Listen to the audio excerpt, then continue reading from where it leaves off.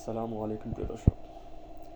Anxiety এটি একটি normal এবং সাধারণ একটি রোগ, সাধারণের থেকেও সাধারণ একটি মানসিক রোগ, কিন্তু আমরা মনে করি এটি অনেক বড় ধরনের একটি রোগ, যে কারণে এই রোগটি আমাদের মধ্যে মনে হয় অনেক বড়। তাই আমাদের শরীরের মধ্যে বিভিন্ন ধরনের সিমটমসের মাধ্যমে এই রোগগুলো এই রোগটি বিভিন্ন শরীরের অংশ প্রভাব ফেলে।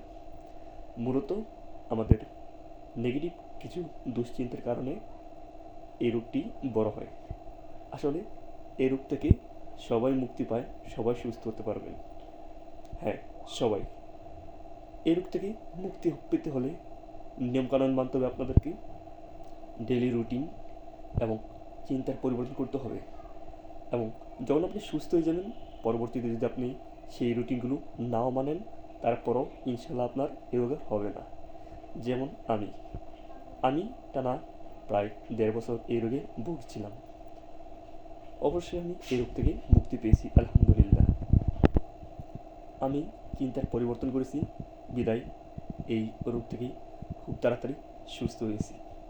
তো আপনারাও যদি নিয়মগুলো মানেন, বিশেষ করে গাইডগুলো ফলো করেন, যিনি আপনাদেরকে গাইড করবেন তিনি আপনাদেরকে সুন্দর মতো বুঝিয়ে দেবেন।